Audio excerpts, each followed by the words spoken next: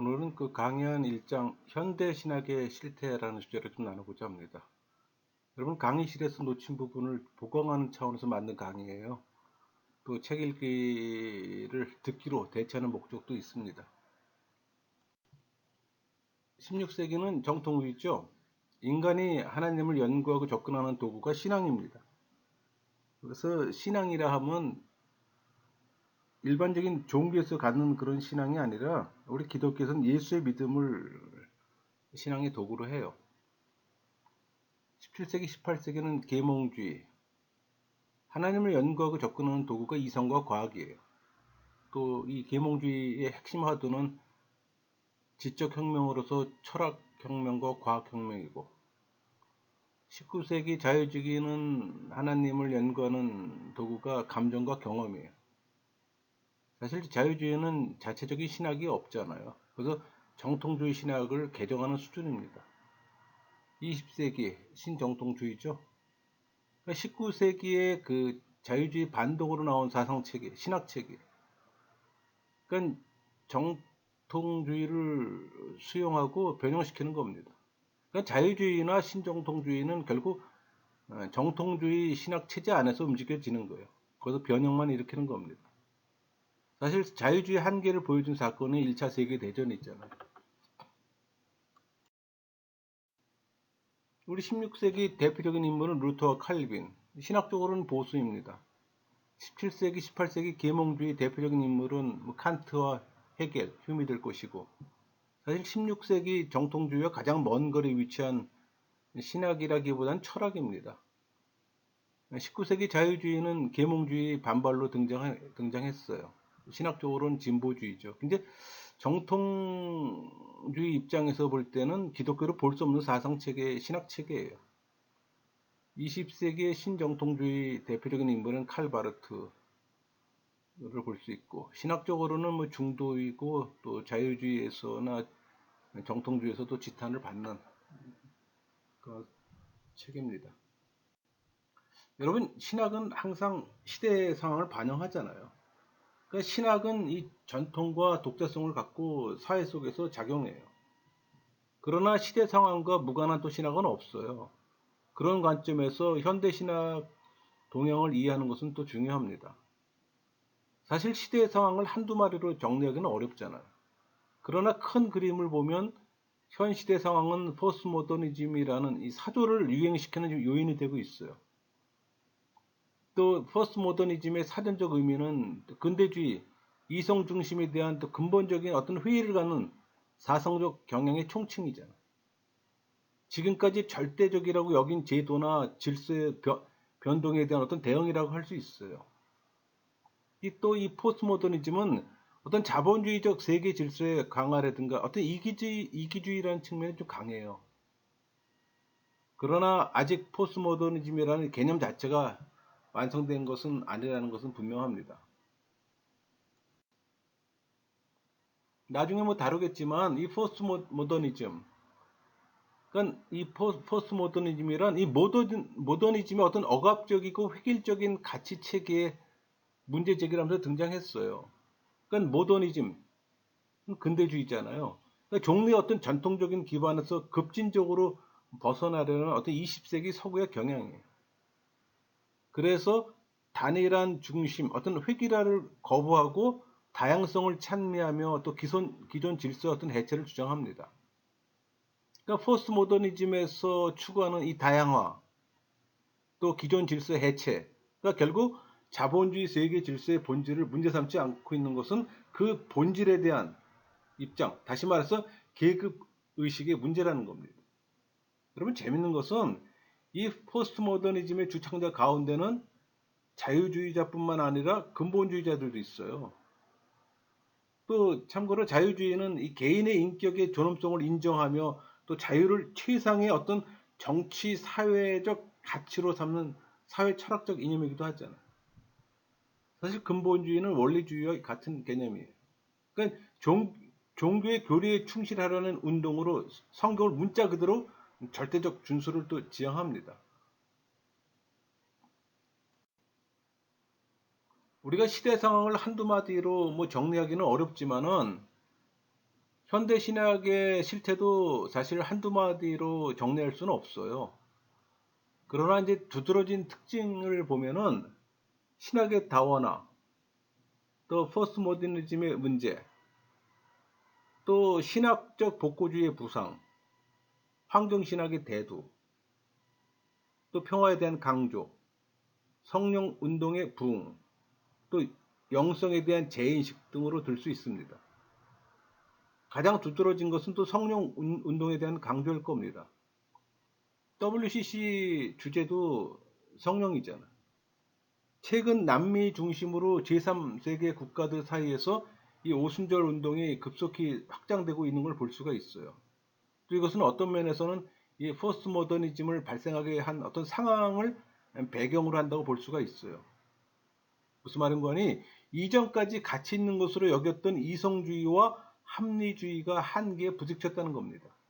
그래서 이 현실 세계에서 좌절되는 어떤 경험이 성령에 대한 관심과 또 성령 운동에 대한 강조를 가져오게 되었다는 거예요.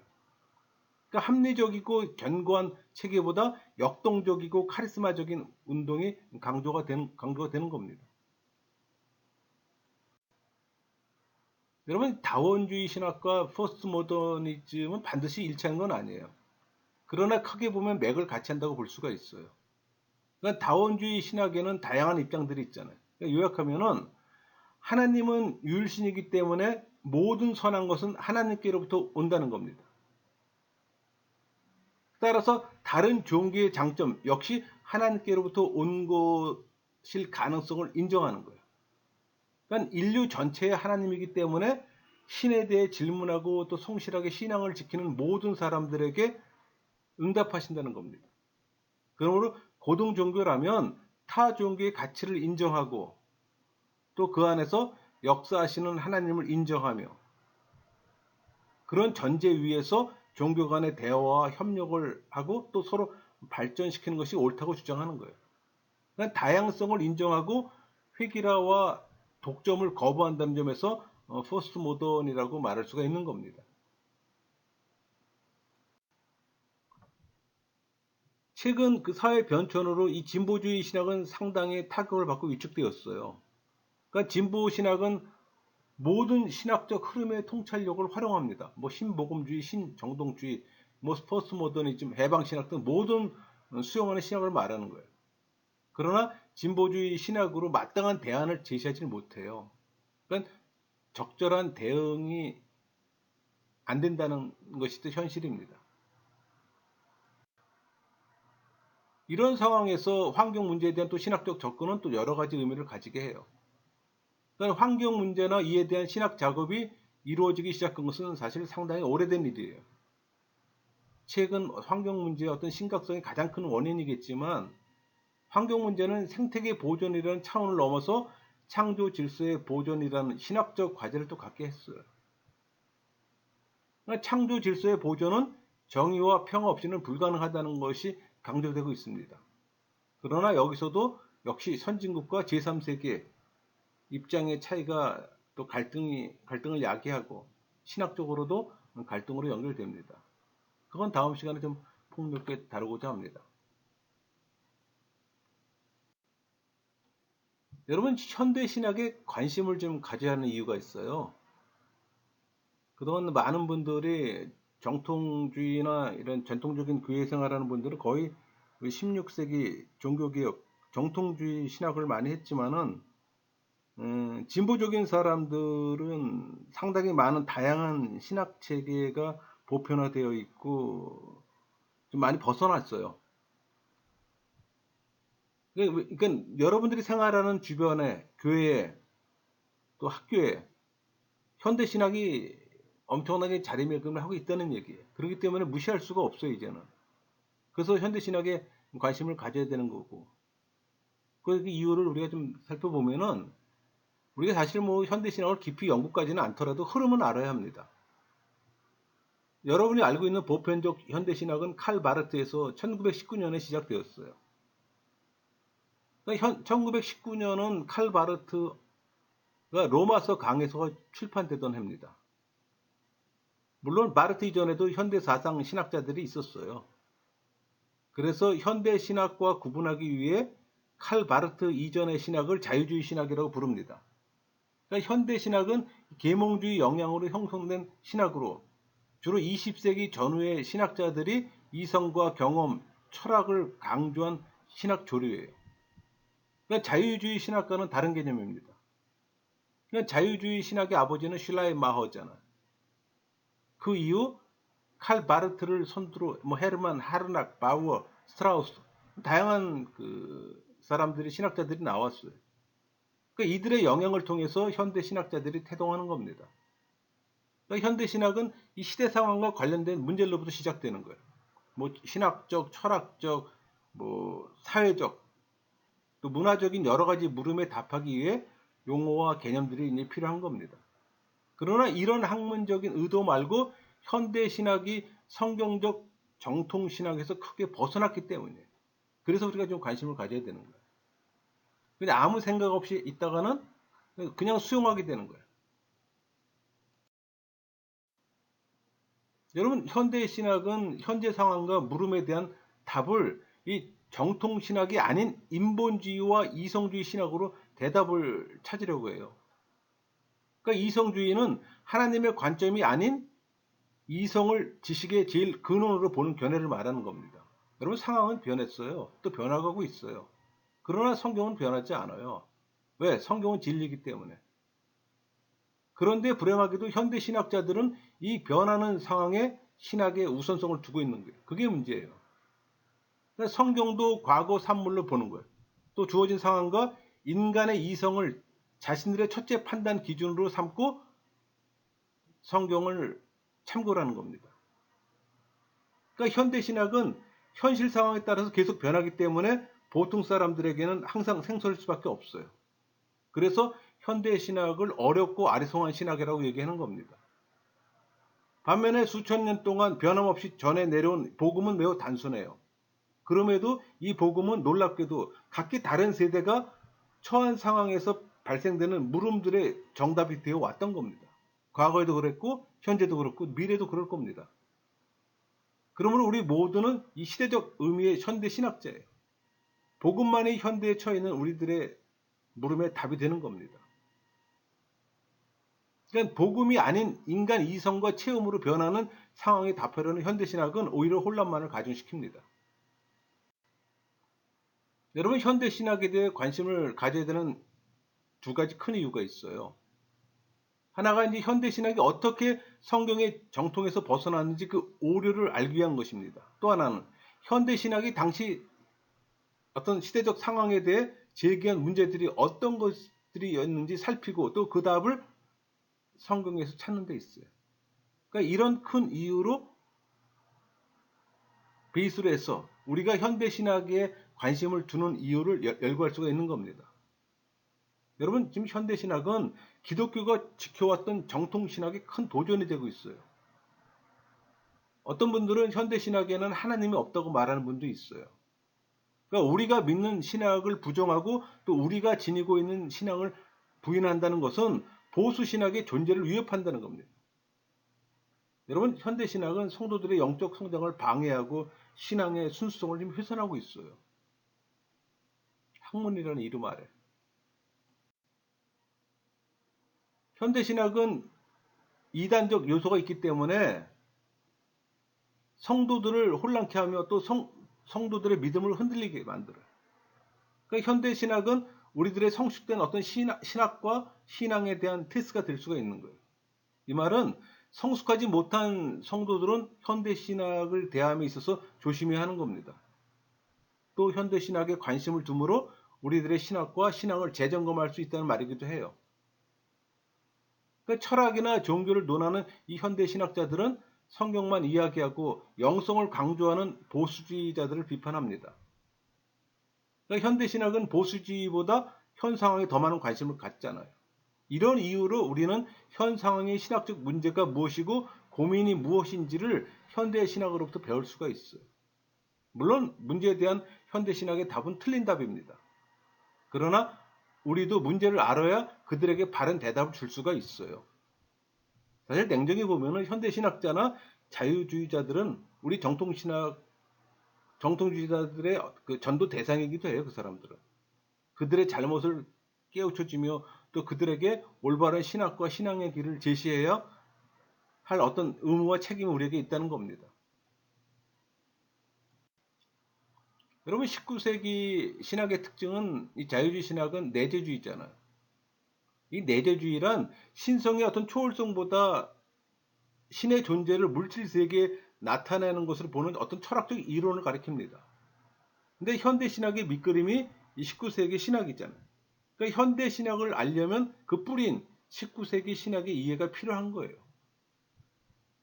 사실 초창기 우리나라에 들어온 신학은 비체계화적이고 또 부분적인 신학들이었어요. 뭐 세대주의나 알미니안주의, 자유주의 등 문제점 많은 것들이 필터링 없이 수입됐던 겁니다. 참고로 세대주의란 성경과 교회 역사를 시대별로 구분하잖아요. 또 하나님의 통치 원리가 시대마다 다르고 구원의 방법들도 다르다는 주장을 하는 견해잖아요. 영국의 존 다비에 의해서 시작된 사조고 또 스코필드 관조 성경이 대표적입니다. 그러니까 정통적 개혁교에서 지지받지 못하는 주장이에요. 그러니까 여러분들이 알고 있는 100년의 한국 신학은 신학의 전부가 아니에요. 교회에서 지극히 작은 일부분이라고 생각하면 됩니다. 그러면 우리는 우리가 아는 것으로 다 알았다고 해서는 또 안 되는 거예요. 그러니까 그리고 우리가 받은 것들 중에는 왜곡된 것들도 많아요. 또 그런 것들을 걸러내는 작업을 부단히 해야 합니다. 뭐 처음부터 바른 것으로 교육되면 그런 작업은 필요가 없겠지만 그렇지는 못하잖아요. 우리 그 임마누엘 칸트 근대 계몽주의를 정점에 올려놓았고 독일 관념 철학의 기반을 확립한 프로이센의 철학자입니다.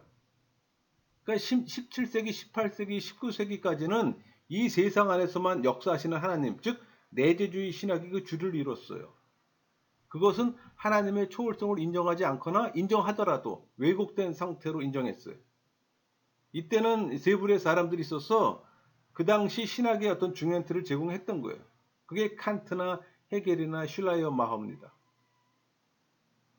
이 임마누엘 칸트, 이 사람은 2층 세계관을 주장하면서 눈에 보이는 현상계, 그 말은 의식 속에 들어온 것만을 우리가 알 수 있다고 말하는 거예요. 이것을 넘어선 것, 즉 사물의 본질 자체는 무엇인지 알 수가 없다고 말하는 겁니다.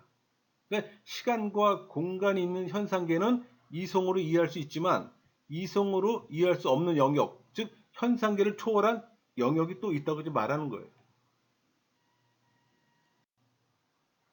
여러분 18세기까지는 신학자나 자연주의 과학자들까지도 이성이 모든 것에 대해서 다 알 수 있다고 생각했어요. 그러니까 이성이 어느 정도까지 알 수 있지만 그 영역을 벗어나면 알 수 없다고 또 주장합니다. 그럼 그 넘어서는 영역은 무엇으로 알 수 있을까요? 그것은 신앙으로만 가능하다는 겁니다. 그래서 그는 신앙을 위해서 이성을 비판한다고 했어요. 그렇다지만 사실은 함정이 있어요.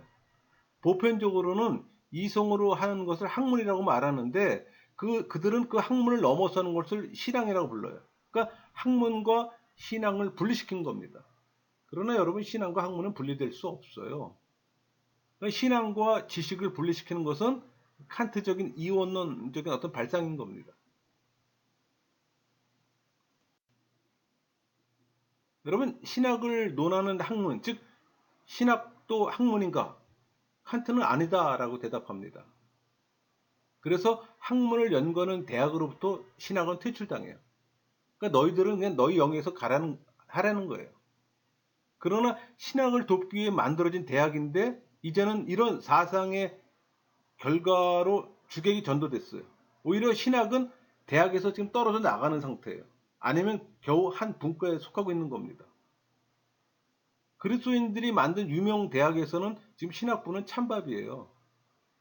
따라서 오늘날 신학교가 대학과 떨어져서 따로 명맥을 유지하며 존재하게 된 것은 이런 결과라고 볼 수가 있는 겁니다. 그러니까 칸트는 하나님은 신앙의 영역에서만 존재하고 이성의 영역은 벗어났다고 말합니다. 칸트가 이성으로는 하나님을 찾을 수 없고 신앙으로만 찾을 수 있다고 말하니까 뭐 성경적이라고 생각하기 쉽지만 결코 그런 말은 아니에요. 그가 말하는 신앙의 기준은 도덕에 둔 겁니다. faith, 믿음이 아니에요. 그래서 그는 예수 그리스도는 누구신가? 그렇게 질문할 때 우리의 도덕적 교사입니다라고 말하는 겁니다. 오늘날 이 신앙의 윤리적인 모습이 이런 유형에 속하는 겁니다.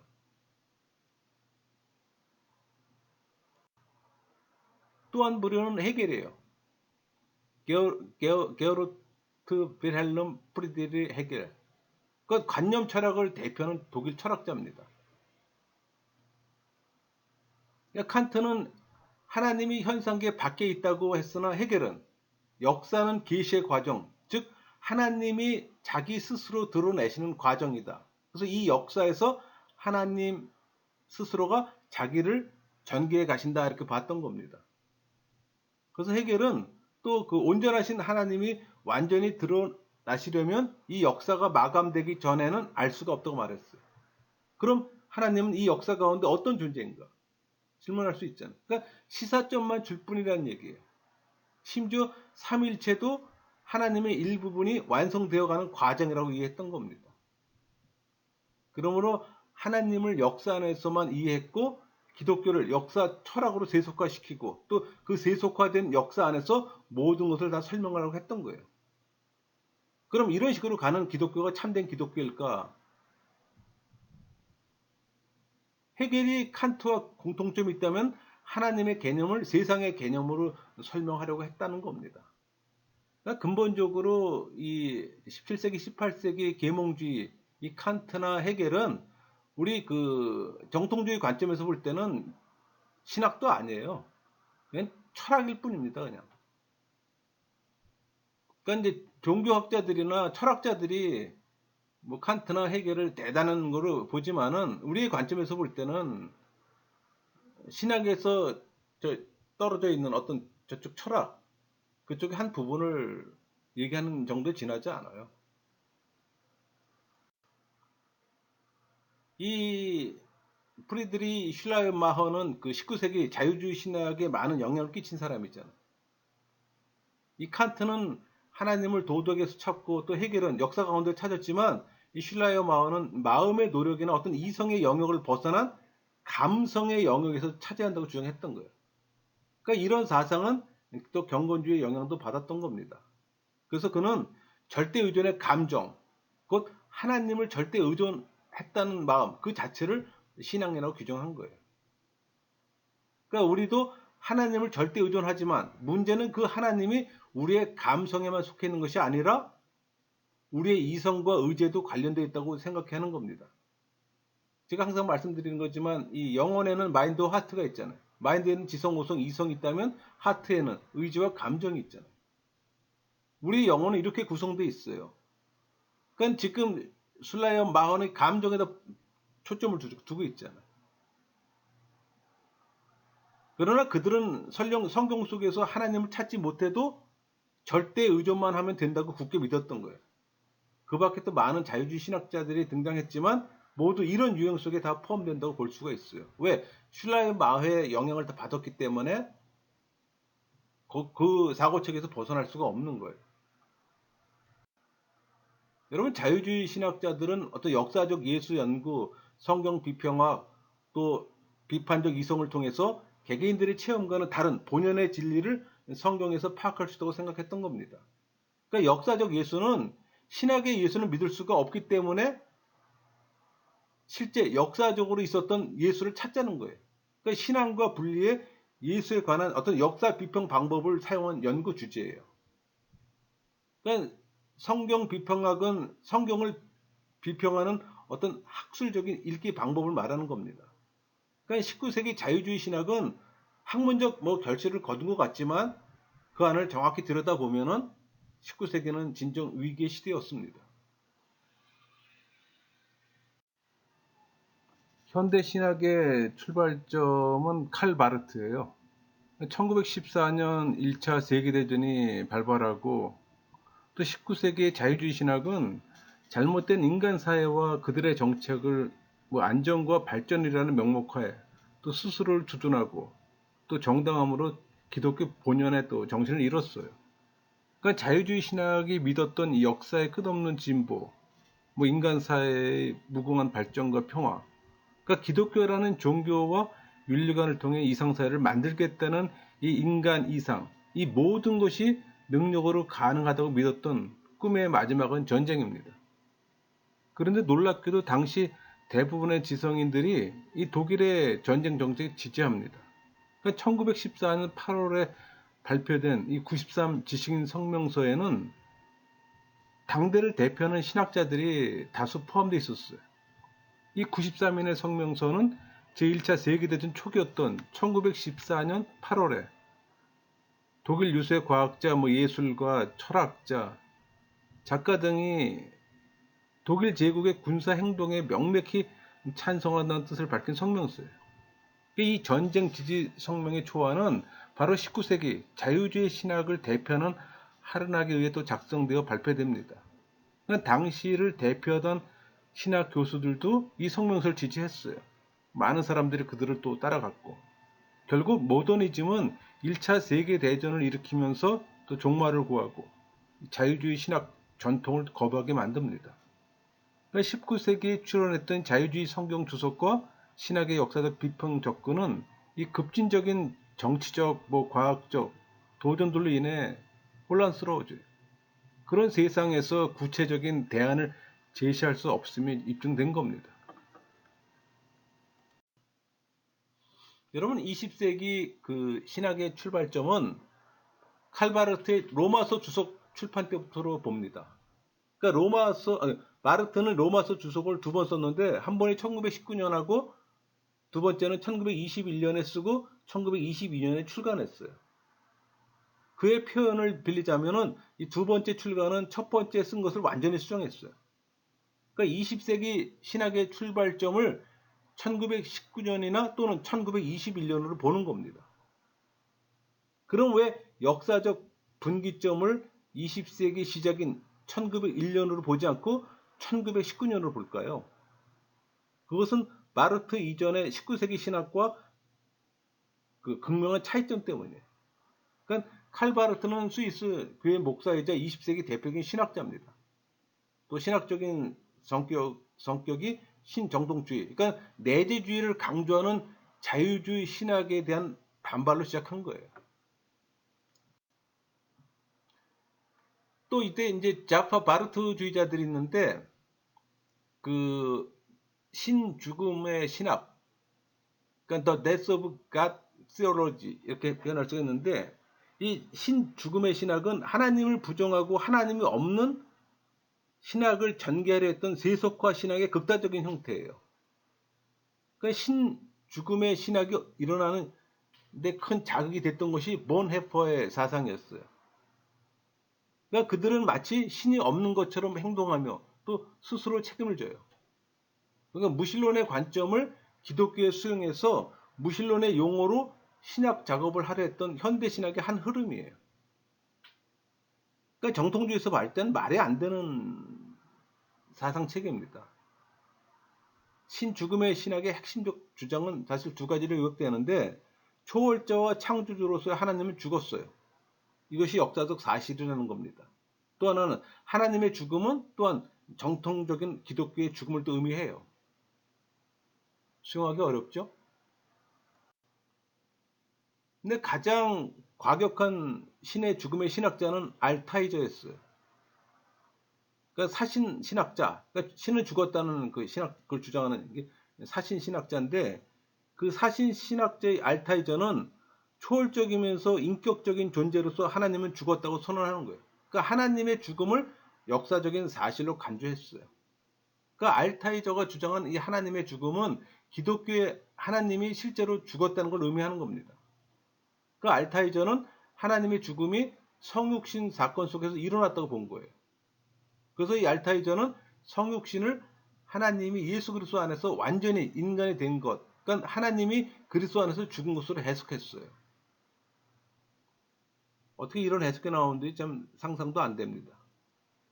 그러니까 하나님 죽음이 곧 성육신의 의미, 그러니까 초월자로서 하나님은 죽었지만 내재자로서의 하나님은 그리스도의 성육신 사건에서 다시 태어났다고 보는 거예요. 그러니까 그리스도는 하나님과 동일해요. 그러나 그리스도 안에 존재하는 하나님은 철저하게 세속화, 인간화, 내재화 되었다고 보는 겁니다. 그러니까 알타이저는 하나님의 자리에 예수를 대체시킨 거예요. 그렇다고 뭐 그리스도가 전통적으로 말하는 완전한 하나님이며 또 완전한 인간도 아니에요. 그는 기독교를 해체하고 다른 종교의 장점을 도입한 새로운 종교를 만들려고 시도했던 거예요. 그는 기독교의 종말론적 신앙을 불교의 열방과 접목시키려고 했어요. 따라서 그 예수와 부처 또 하나님 나라와 열반을 동일시한 겁니다. 그러니까 미국에서 신의 죽음의 신학 운동을 주도한 또 다른 사람이 해밀턴이에요. 윌리엄 해밀턴. 그에 따르면 하나님은 죽었어요. 그러니까 초월자 하나님은 죽었지만 예수는 살아있다고 주장하는 겁니다. 그러니까 성공의 목사요 철학자이며 바르트 학자인 반 비런 역시 하나님 없이 그리스도를 재형성하려 한 신학자였던 겁니다. 그러니까 이런 관점으로 성경을 보고 신학을 하게 되니 현대 신학에는 하나님이 없다는 얘기가 나오는 거죠. 또 세속 신학이라고 있어요. 세쿠럴 시올로지. 그러니까 대표적 세속 신학자로는 하비콕스와 존 로빈스를 들 수가 있습니다. 그러니까 이들은 특별히 어떤 창조적으로 신학을 발전시켰다기보다는 이전에 여러 자유주의 신학자들의 사상들을 종합 적용시켰다고 하는 거예요. 그러니까 이들은 하나님이란 말로 형언할 수 없는 어떤 존재이기 때문에 다른 사람들 위한 존재가 되어야 한다고 말하는 거예요. 여기서 다른 사람을 위한다는 말이 바로 세속을 의미하는 겁니다. 그러니까 하나님은 자신의 존재 표현을 위해 하나님의 영역에만 있어서는 안 되고 세상의 영역으로 세속화되어야 한다는 거예요. 그러니까 로빈슨은 천상에 계신 하나님의 개념은 이미 시대에 뒤떨어진 개념이고 무의미하다고 보는 거예요.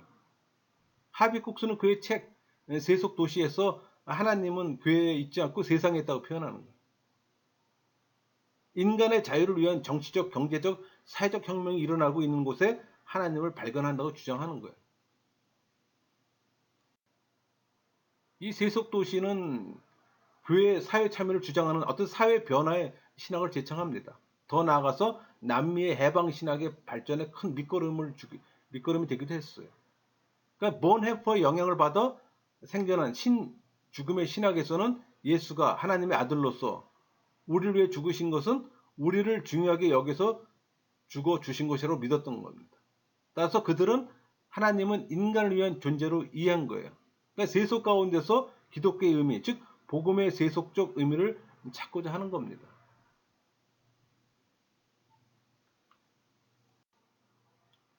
또 하나가 이제 우파 바르트주의예요.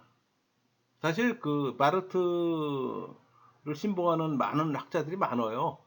우리가 이제 칼빈을 따르는 것처럼 지금 이 시대 학교나 교회에서 바르트를 우리가 정통주의가 칼빈을 따르는 것처럼 바르트를 그 이상으로 따르는 사람들이 많다는 얘기예요. 그래서 좌파 우파가 나오는 거예요. 이 우파 바르트주의에는 많은 수가 참여해서 좌파를 또 비판합니다. 바르트가 오늘날 어떻게 역할을 하는가를 또 밝혔어요. 그들은 기독교를 재해석하면서 칼빈주의자들이 칼빈을 다 망쳐놓았다고 보기에 칼빈과 바르트를 또 밀접하게 보는 겁니다. 그래서 그들은 만일 칼빈이 20세기에 살았더라면 바르트와 같은 말을 했을 거라고 보는 거예요. 물론 그들의 생각이지만 그들에게 있어서 심각한 문제는 바르트의 근거에서 새로운 십자가의 신학을 제창한 겁니다. 그러니까 이들이 주장하는 이 새로운 십자가 신학, 그러니까 십자가를 통한 하나님의 현재적 고난을 뭐 정치적 또 인간 해방의 길을 구현하는 정치적 해방 신학으로 전개해요.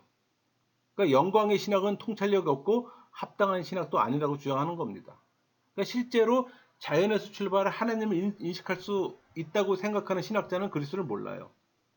고통보다 행적을, 어리석음 대신 지혜를 선호하기 때문에 십자가 고통에 감춰진 하나님을 결코 알지를 못해요. 사실 본래 이 십자가 신학이란 루터가 한 말이에요. 근데 이들이 인용을 하는 건데 루터는 그리스도의 구속의 은혜를 강조하고 또 십자가를 통해서 우리의 영광을 추구할 것이 아니라 고난을 추구해야 한다고 말했어요. 근데 그들은 루터와는 달리 하나님을 십자가에서 찾으려고 했던 겁니다.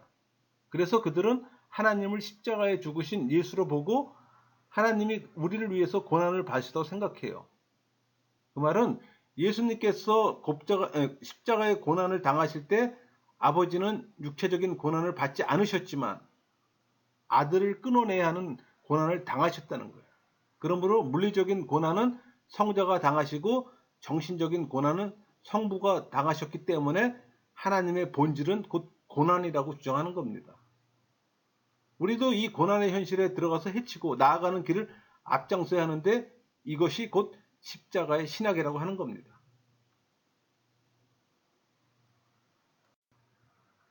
또 다양한 해방 신학들이 있어요. 그 대표적인 게 이제 그 새로운 십자가 신학의 영향을 받아서 생겨난 그 블랙 시올로지, 흑인 신학입니다. 그 흑인 해방 신학자 제임스 코어는 백인들이 주도하는 서구 신학의 저항에 흑인 신학을 만든 창시자예요.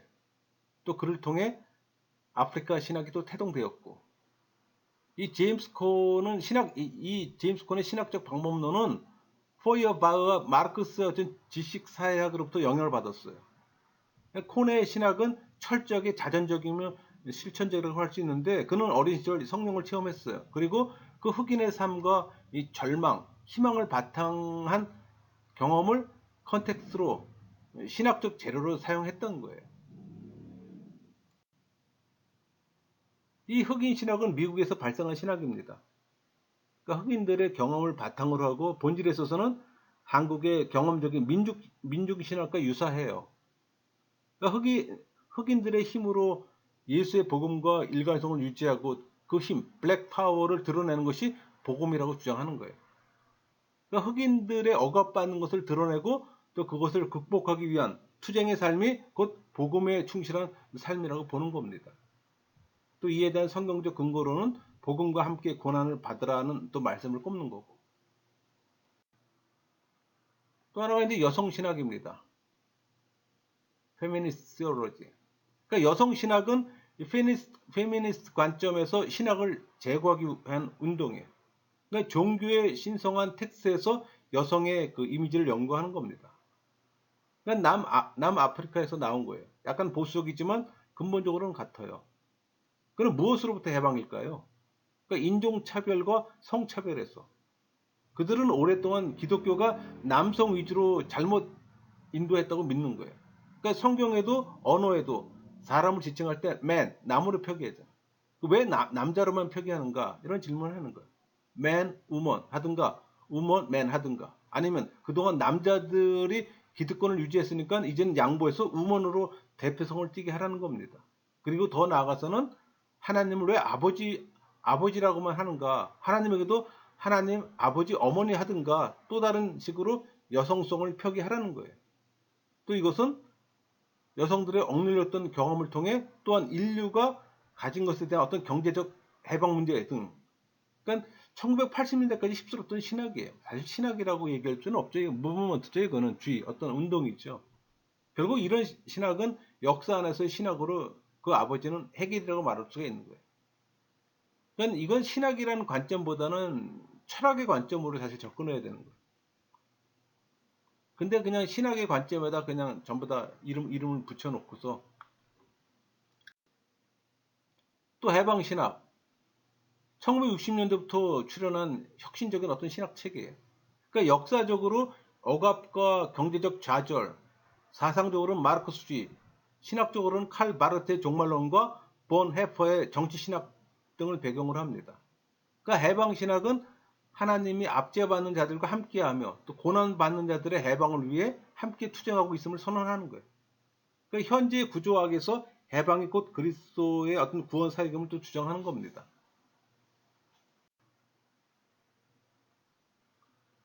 여러분 그 하나가 또 민중신학이잖아요. 민중신학의 그 학문적 성격을 처음 모색한 사람은 서남동입니다. 그러니까 신학의 핵심 주제를 민중으로 설정했던 거예요. 그러니까 사회과학적 어떤 성경 해석학 그리고 뭐 두 이야기 합류라는 자신의 어떤 고유한 해석학을 통해서 기독교의 민중 사건과 역사가 한국의 민중 사건과 그 어떤 역사와 합류하는 과정을 모색했던 거예요. 그래서 또 그 민중신학의 한 사람으로 그 안병무, 그러니까 마가복음에 나오는 그, 그 단어 그 헬라어 그 오클로스 그 물이죠. 거기다 초점을 맞추는 거예요. 이 용어는 주로 그 지배 체제에서 고난과 억압을 당하는 가난하고 소외된 무리들이라는 의미로 사용되었음을 주목해야 되는 겁니다. 그러니까 안병무는 한국의 역사 속에서 오클로스의 용어에 대한 개념이 민중이라는 점으로 주목했던 거예요. 자기 해석이죠. 그러니까 기독교 신앙의 대상인 예수님 자체도 민중으로 규정함으로써 예수의 구원 사건을 민중 해방 사건으로 해석하는 거예요. 그러니까 사회적 양극화 문제는 민중 신학의 중요한 관심사이자 또 목회 현장이라고 보는 겁니다. 사실 새로운 형태를 추구하는 1990년대들의 신학들의 다양성, 이 관점에서 보면은 그 90년대부터 새로운 형태의 신학들이 나타나는데 그 가운데 과정신학과 이야기신학, 종교들의 신학들이 나타나요. 이 프로세스 시올로지, 이 과정신학. 과정신학이라는 개념은 일반적으로 광범위하게 사용됐어요. 그 사상적 기초는 알프레드 화이트헤드의 과정철학이 있습니다. 그러니까 이런 부분은 나중에 여러분 요거 다음에 이제 우리가 신학자들, 현대 신학자들을 다룰 때 이제 좀 자세히 나올 거예요. 요새 과정이라는 단어는 단순히 어떤 고정된 존재를 연구하며 가리키는 것이 아니라 그 존재의 변화성과 새로운 존재로의 어떤 끊임없는 움직임을 말하는 거예요. 그런 의미에서 이 과정신학에서 중요한 개념으로 인식되는 용어가 합생이에요. concrete sense. 주로 구체화되어 가고 만들어져 가는 걸 얘기를 하는 거예요. 그러니까 단어의 풀이에도 나와 있듯이 전통 서양 사상에 발견되는 이 존재론적 사고와는 다르게 이 존재의 형성이 마지막을 향해 끊임없이 변해간다는 의미예요. 과정이라는 말 속에 그 큰 부분을 차지하는 거예요. 그러니까 신의 본질적 속성은 일시적인 과정에 의해서 영향을 주고 그리고 영향을 받는다고 주장하는 거예요. 참 발상들 좋죠? 다양하죠? 여러분 과정신학의 실론은 이원론적 실론이에요. 이원론은 세계나 사상을 두 개의 상호에 독립하는 근본적 원리로 설명하는 입장이잖아요. 그러니까 신은 살아있는 존재로서 꾸준히 변화하며 또한 영원한 근원으로서 변하지 않는 영속성을 함께 소유하는 존재라고 보는 거예요. 그러니까 과정신학에서 중점적으로 초점을 맞추는 것이 있는데 그게 이제 과학과 신학을 통합하려는 노력이에요. 끊임없는 상호 대화를 통해 더 나은 새로운 지평을 열기를 소망하는 거예요. 또 하나는 신학에서 언어가 얼마나 무의미한 것인가를 또 꾸준히 묻고 대답하는 거예요. 또 과정신학은 신에 대한 각 개인들의 관점에 가능하고 분명하게 설명함으로써 많은 어떤 상황 속에서도 관여시는 신의 존재를 제시해 줘야 되는 거예요. 그러니까 몇 가지 의문도 함께 제시하는데 이렇게 개인적 신에 대한 이해들에 적합한 신학이라면 과연 그중 어떤 이해가 옳을 것이며 이런 많은 신에 대한 이해들의 통합이 가능할까라는 질문을 또 야기시키기도 합니다. 그럼 과정신학에서 신은 신의 무한한 능력과 전지전능력 개념을 충분하고 이성적 답을 제공해주지 못하고 있어요. 당연히 못하죠. 나아가 기독교를 포함한 전 인류에 있어서 종교의 한계성을 극명하게 또 표현하게 되고 종교 자체에 대한 어떤 회의를 제공할 여지가 있다는 점이에요. 이 과정신학에서는 하나님이 두 초점을 지닌 원과 같은 존재라고 설명을 합니다. 그러니까 그동안은 하나님의 영원성, 어떤 불변성, 절대성 등 한 초점만 봤잖아요. 이제부터는 영원하신 것만이 아니라 시공간에도 계시고 절대적인 것만이 아니라 상대적이기도 하고 또 불면만이 아니라 변화시키기도 한다는 것을 인정하자는 거예요. 그래서 하나님에게는 두 측면이 있어서 이 세상 역사 과정에 참여하시려면 하나님도 이 역사 과정에 영향을 받고 고난도 받고 그 결과로서 변화되어야 한다는 거예요.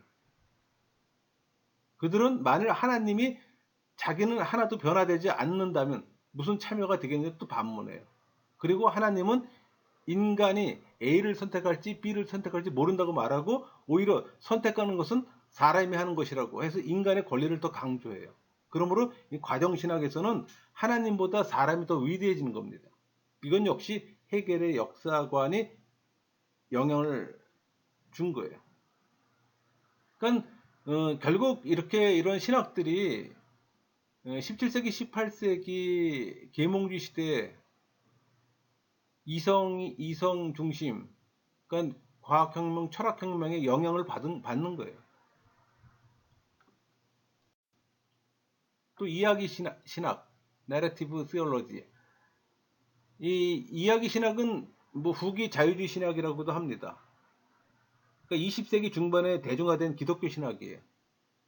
그러니까 이 운동의 지지자들은 교회가 성경을 사용하는 것은 일관되게 조직 신학의 발전을 위해서 또 규범적으로 제시되어야 하고 또 기독교 믿음을 이야기적으로 제시되어야 한다고 강조하는 거예요. 그러니까 이 신학은 성경 해석학과 관련된 발전된 신학으로 이해하는데 그 신학적 스펙트럼이 굉장히 넓어요. 그러니까 먼저 진리가 어떤 명제적 책으로 표현될 수 있다는 어떤 기존의 신학 전통을 비판하면서 시작하는 거예요. 그러니까 성경은 어떤 철학적 혹은 신학적 체계가 아니라 구속의 역사요 하나님 사역에 관한 이야기라고 주장하는 거예요. 그러니까 이미 주어진 어떤 텍스트의 이야기가 이미 해석이 된 이야기. 독자들이 어떤 자신들의 세계로 텍스트를 갖고 들어가는 것이 아니라 그들이 그 텍스트 세계로 들어가야 한다는 겁니다. 그러니까 성경이라는 텍스트, 그 말은 성경의 이야기는 그 자체가 실제 모습이라는 거예요. 그래서 이야기 신학자들은 성경 이야기 구조가 실제의 구조를 반영한다고 믿는 겁니다. 이런 이유로 해서 그들은 사건과 해석의 구분을 거부해요. 사건이 해석이고 해석이 사건이라는 거예요. 그 사건은 다름 아닌 이야기책으로 기록되었다는 겁니다. 물론 그들이 의미하는 바는 이야기만 있고 더 이상 신학적 생각을 하지 않는다는 건 아니에요. 그 이야기와 신학과의 관계에 있어서 신학은 이야기를 뒷받침해주는 것에 불과하다는 겁니다. 달리 말하면 신학은 변치 않는 진리의 체계적 설명이 아니라는 거예요.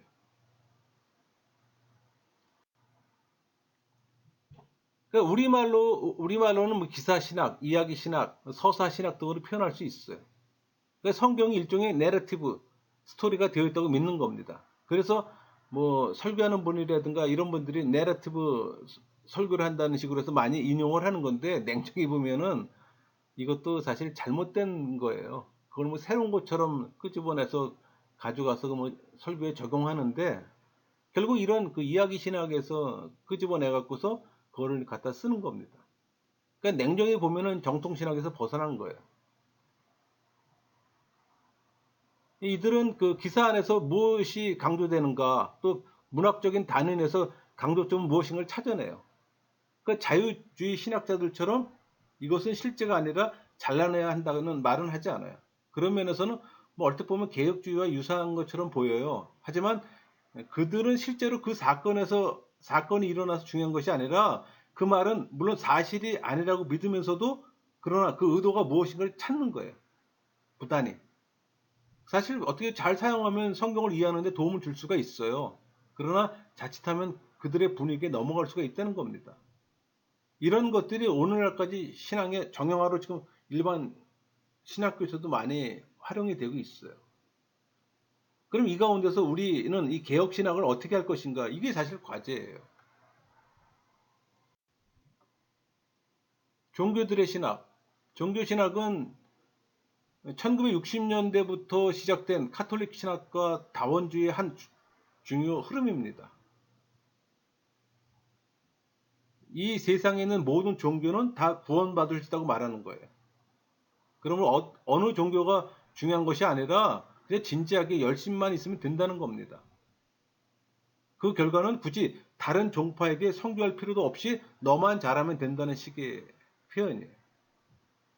여러분 제가 지금 오늘 이 강의의 제목이 현대신학의 실태잖아요. 실제적으로 지금 우리 이 현재 신학교나 우리 교회 안에서 이루어지는 다양한 신학 체계를 지금 전부 나열해서 설명을 하는 겁니다.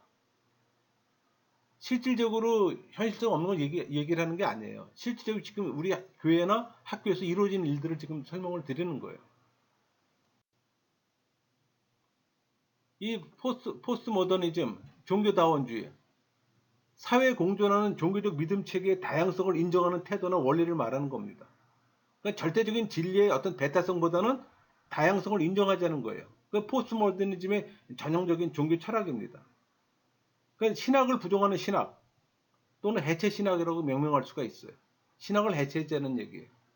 성경의 객관적인 진리가 중요한 것이 아니라 독자의 주관적인 견해가 어떻게 나타나는가가 더 중요하다는 거예요. 참 위험하죠? 그러니까 이런 것을 오늘날 성경을 읽고 묵상하며 하나님의 뜻을 찾는 큐타라는 것에서도 잘 나타나고 있는 실정입니다. 여러분, 이 중도파 신학자들에 의한 조직신학의 새로운 강조. 그러니까 구원받는 사람은 반드시 그리스도 안에서만 가능해요. 이 말은 내가 인식하지 못하더라도 그리스도 안에 있을 수 있다는 겁니다. 그래서 이 카톨릭 신학자 칼 라너는 익명의 그리스도인이라는 말을 사용해요. 그러니까 복음을 받지 못하고 그리스도를 전혀 모르는 불교 신자라도 신실한 상태에 있다면 그가 그리스도 안에 있을 수 있다고 말하는 거예요. 이게 코스믹 그리스도 이제 그 논리를 갖고 온 건데, 그러니까는 모든 종교에는 메시아가 그리스도가 있다는 얘기예요. 그런 사고 체계를 갖고 있는 거죠 지금. 그러니까 내가 인식론적으로 그리스도 안에 있다는 것과 존재론적으로 그리스도 안에 있다는 것과는 전혀 다른 겁니다. 물론 복음을 받은 후에는 반드시 믿어야만 한다고 말하기도 해요. 하지만 복음이 없는 비기독교 국가에도 구원받을 자가 있다는 말을 하는 거예요. 결국 복음이 들어가서 심판을 하게 되므로 차라리 전하지 말라는 결론이 나와요. 그러니까 이런 사상은 그들뿐만 아니라 오늘날 복음주의자들에게 급속히 퍼져나가고 있어요. 간혹 교회 안에서도 복음이 들어오기 전에 훌륭한 일을 하고 돌아가신 분들이 지옥에 가겠는가, 천국에 갔을 것이다, 이렇게 긍정하는 자들이 많은 것이 바로 이런 사상이에요. 이에 비하면 칼바르트는 철저히 베타주의자입니다. 그는 천하 인간에 구원받을 다른 이름을 주신 적이 없다고 했기 때문에, 그러나 그의 말도 무조건 좋아할 것은 아니에요. 그 역시 그리스도는 모든 사람을 위해 십자가에서 부정당하셨고 부활 승천하심으로 모든 사람이 긍정되었기 때문에 그 역시 만인 구원설과 유사해요. 그의 말 이면에는 또 엄청난 독소가 깔려 있음을 또 파악할 수 있어야 되는 겁니다. 20세기 초반의 개혁신학. 여러분, 하나님이 이 세상을 창조하신 것은 어떤 객관적인가 주관적인가? 한번 생각해 보세요. 현상을 보는 면에서는 주관적이라고 할 수 있지만 또 객관적인 것은 받아들이든지 안 받아들이는 간의 진리예요. 만일 객관적인 진리가 아니라고 말하면 비그리스도인의 어떤 생각을 따라간 겁니다. 그리고 신앙을 이성과 다른 영역이라고 생각하는 것은 칸트의 생각이에요. 물론 신앙에서부터 출발해야지만 이성의 영역에서도 반드시 영향을 미쳐야 되는 거예요. 그래서 하나님께 순종하는 이성이 대하는데 어느새 사람들이 내 이성이 안 맞아 하고 이 경험주의자들의 이성을 따르고 있다는 겁니다. 하지만 우리는 신앙이 이 세 영역에 다양한 영향을 끼쳐야 한다고 생각해요. 그러니까 신앙이 이성에 영향을 미치지 않으면 맹신이 되어지고, 사랑하는 감정에 영향을 미치지 못하면 도덕적으로 사악해져요. 이것을 제대로 파악하고 세워진 신앙이 개혁 신앙이에요. 그러니까 우리는 선배들의 신학을 듣는 작업을 해야 되는 겁니다. 바른 것을 바르게 듣는 게 제일 중요하잖아요. 여러분, 20세기 초반의 개혁 신앙은 두 가지 전통을 갖고 있어요. 그 하나가 이제 네덜란드 개혁 전통인데, 아브라함 카이퍼, 헤르만 바빙크, 게알도스 보스, 루이스 벌거프. 그러니까 네덜란드에서 만들어져서 미국으로 건너갔고 칼빈 신학교를 세운 자들입니다. 정통 개혁 신학자들이에요.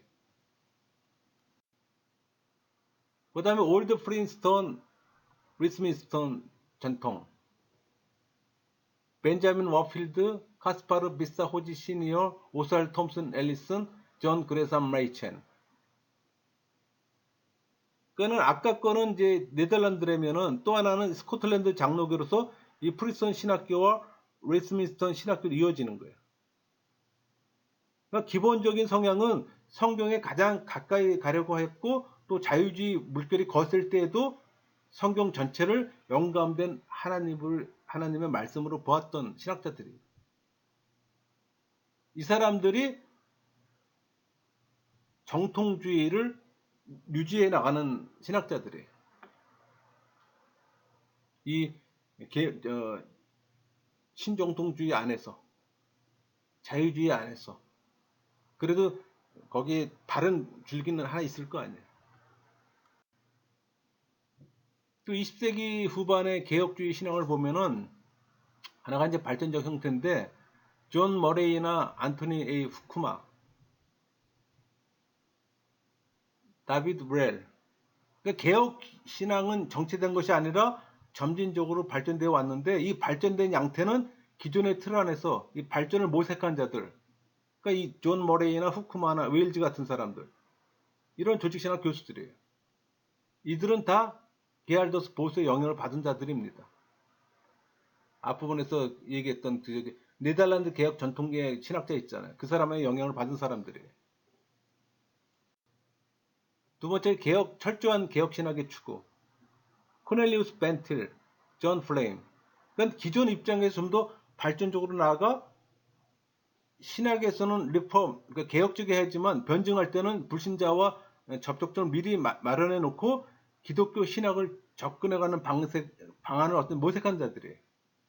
이들에 대해서 중거점을 불신자에게로 옮긴 것은 아닌가 하는 비판도 있어요. 특히 전도할 때 그 알미니안적이기 때문에 이것을 또 철저히 성경적인 입장에서 서 있는 또 반틀이 비판했던 것도 있습니다. 세 번째가 이제 개혁 신학을 하는 새로운 틀의 제시예요. 이제는 틀을 새롭게 바꾸자는 겁니다. 특히 스파이크맨은 기존의 조직 신학이 서론, 신론, 인재론 등 순서로 되어 있는데 이것을 세계관의 틀로 이해해서 창조, 타락, 구속, 완성의 순서로 바꾸자고 제안하는 거예요.